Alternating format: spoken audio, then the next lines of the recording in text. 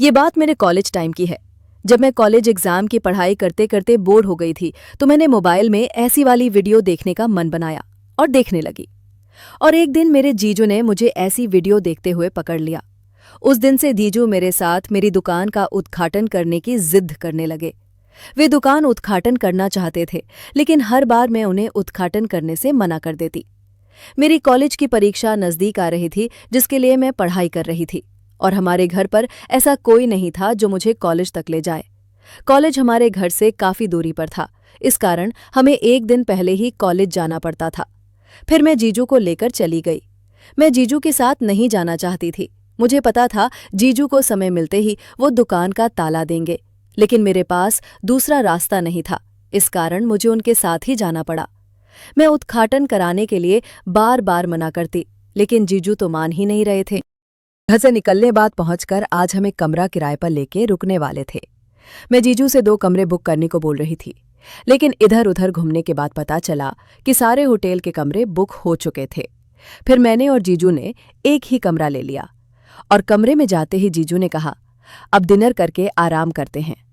और फिर करीब रात के 11 बजे जीजू ने मुझे बोला, दोस्तों, अपने बारे में आपको बताना तो भूल ही गई थी। ये कहानी मेरे और मेरी दीदी और जीजू की है। मेरा नाम तनु है, मैं अभी 19 साल की हूँ। अभी तक मेरा कॉलेज खत्म नहीं हुआ था। मैं मेडिकल नर्सिंग की पढ़ाई कर रही हूँ। हमारे परिवार में हम 4 लोग थे, लेकिन अब हम 3 ही रहते थे, क्योंकि मेरी दीदी की 7 महीने पहले ही शादी हो गई थी। हमारे घर में मैं सबसे खूबसूरत थी। मेरी दीदी मुझसे थोड़ी काली थी। जब भी मेरी दीदी के लिए कोई रिश्ता आता तो वे लोग मुझे ही पसंद करते थे, लेकिन अभी मैं बहुत छोटी थी और शादी की उम्र भी अभी कम थी, और मेरी पढ़ाई भी पूरी नहीं हुई थी। इस कारण मैं उन्हें मना कर देती। 17-18 की उम्र होने पर लाइफ में काफ़ी कुछ बदलाव होने लगते हैं। कोई अच्छे रास्ते पर चलते तो कोई बुरे रास्ते पर। मैं थोड़ी ज़्यादा नहीं थी और कम भी नहीं। कभी कभी जब पढ़ाई से बोर हो जाती तो मैं भी वो फिल्में देख लिया करती। इस उम्र में सभी के मन में कुछ न कुछ करने की ख्वाहिश जगती है। मैं ज्यादा बिगड़ी हुई नहीं थी, लेकिन कभी कभी वो फिल्में देख लिया करती थी। एक दिन मेरे जीजू हमारे घर आए। उस रात उन्होंने मुझे वो फिल्म देखते हुए पकड़ लिया।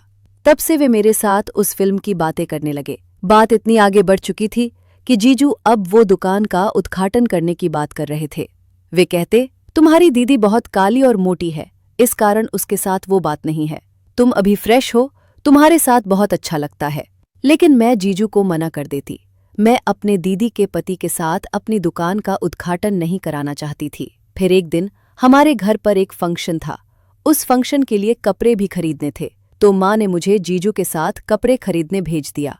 हालांकि मैं जीजू के साथ जाना नहीं चाहती थी, लेकिन और जाने वाला कोई नहीं था, तो मैं जीजू के साथ ही चली गई।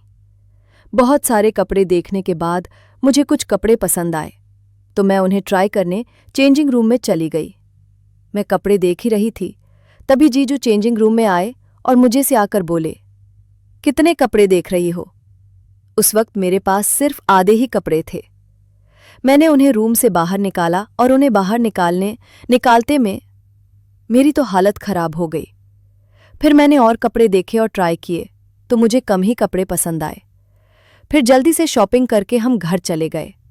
जीजू मुझसे एक ही बात मनवाना चाहते थे, मैं उनके हाथों से अपने उद्घाटन करवा लूं।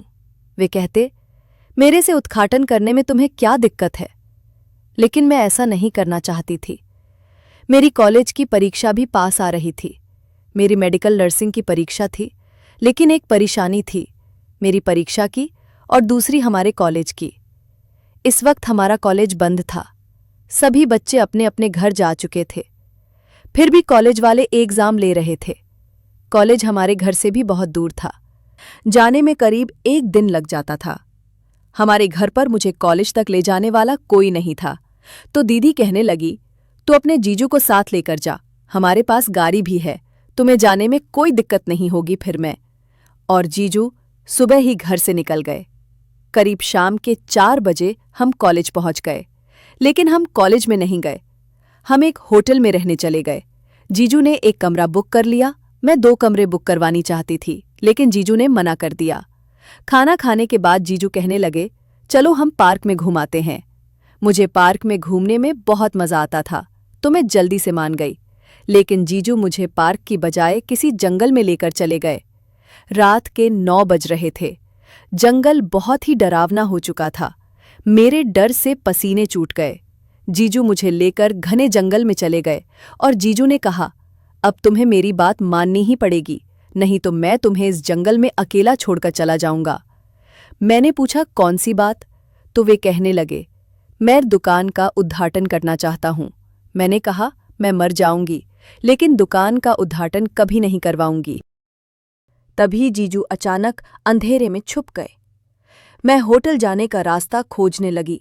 बहुत समय तक मैं रास्ता ढूंढती रही, लेकिन मुझे कोई रास्ता नहीं मिला। हम काफी जंगल के अंदर आ चुके थे। मैं जोर जोर से चिल्ला रही थी, लेकिन आसपास कोई भी नहीं था। बहुत समय हो चुका था। जीजू अभी तक बाहर नहीं निकले थे। मुझे डर भी बहुत लग रहा था। जंगल से अजीब अजीब आवाजें आ रही थी। अब मुझे से खड़ा भी नहीं हो जा रहा था। अब मेरे पास एक ही रास्ता बचा था। जीजू की शर्त मानने के अलावा मेरे पास कोई रास्ता नहीं था। अगर मैं उनकी शर्त नहीं मानती तो कल का एग्जाम मैं नहीं दे पाती। मैंने जीजू से कहा, मैं उद्घाटन कराना चाहती हूँ, आप उद्घाटन कर लेना, पर अभी के लिए प्लीज आप बाहर आ जाओ, मुझे बहुत डर लग रहा है। मेरी बात सुनते ही जीजू बाहर आ गए। फिर हम होटल चले गए। होटल के कमरे में जाते ही जीजू मेरे साथ उद्घाटन वाली बातें करने लगे और बोले, दुकान का उद्घाटन कैसे करें। उन्होंने लगभग दुकान का सारा सामान उतार दिया था। वे जैसा दुकान का उद्घाटन करना चाहते थे वो ऐसा करने लगे। मुझे बहुत बुरा लग रहा था। आज तक मैंने ऐसा उद्घाटन कभी भी नहीं कराया था। कुछ देर बाद निकलने लगा। मुझे मजा तो आ रहा था दुकान का उद्घाटन कराने में, लेकिन उतना नहीं जितना मैं अपनी मर्जी से मान जाती। उद्घाटन करने के लिए फिर जीजू मेरे साथ। उद्घाटन के बहुत समय तक मजा लेते रहे। मेरी दुकान के उद्घाटन में कटे हुए केक और जूयूस को पूरा निचोड़ लिया था। अब मैं उनसे रुकने की बात कर रही थी, लेकिन जीजू रुकने का नाम ही नहीं ले रहे थे। तभी मैंने उन्हें दीदी की कसम दे दी, तो वे रुक गए। अभी रात के 2 बज रहे थे तो मैं सो गई। सुबह जल्दी उठकर मैंने कुछ पढ़ाई की और नहाकर फ्रेश होकर फिर मैं एग्जाम देने चली गई। एग्जाम खत्म करके मैं जीजू के साथ घर आ गई।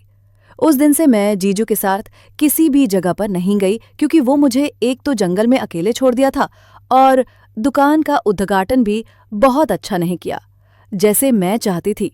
अब मैंने जीजू से दूरियां बना ली। जीजू बहुत बुरे इंसान थे, मुझे आज पता चला। तो दोस्तों, ये थी आज की कहानी। आपकी क्या राय है इस पर? हमें कमेंट्स में ज़रूर बताएं। अगर आपको हमारी वीडियो अच्छी लगी हो तो आप चैनल को सब्सक्राइब करना ना भूलें।